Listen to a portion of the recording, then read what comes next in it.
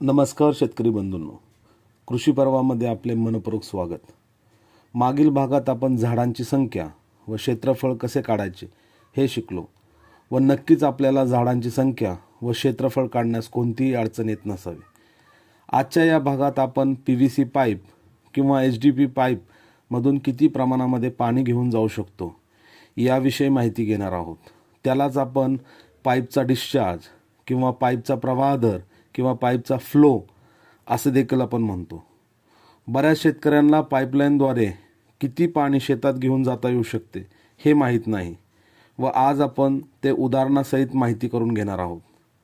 हे शिकण्यासाठी आपल्याला थोडेफार गणित करावे लागेल, तर चला वेळ न घालवता आपण प्रवाह दराचे सूत्र समजावून घेऊ।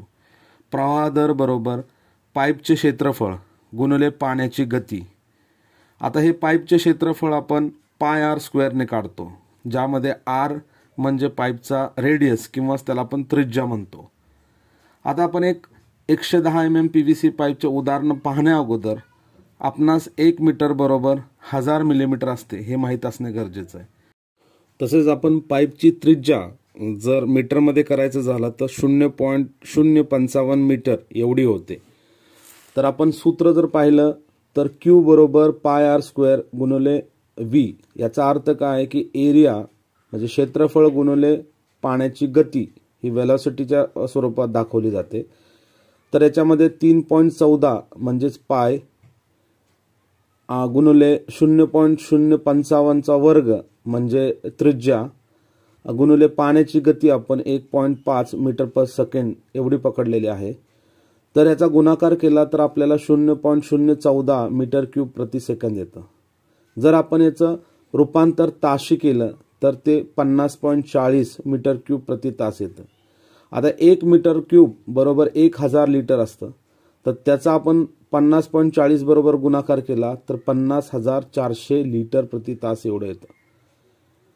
म्हणजेच काय की शेतकरी बंधूंनो, आपण जर 4 इंचाचा पाईप वापरत असाल, तो मग HDPE असेल किंवा PVC असेल, तर त्यातून आपण 50,000 लिटर पाणी एवढे घेऊन जाऊ शकतो।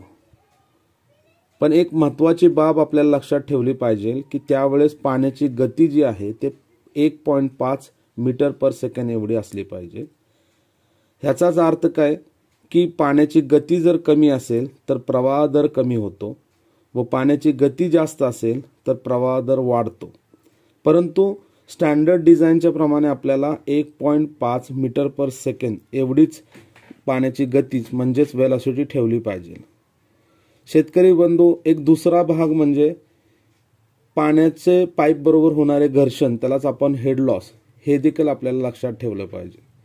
शेतकरी बंधूंनो, आपल्याला हे सगळे गणित करणं शक्य नसल्यास मी तुमच्यासाठी एक सोपा तक्ता बनवलेला, एक टेबल बनवलेला आहे। तर तो जर आपण पाहिला तर 2 इंचापासून 10 इंचापर्यंतच्या पाईपचा प्रवाह दर आपल्याला त्या ठिकाणी पाहायला मिळेल।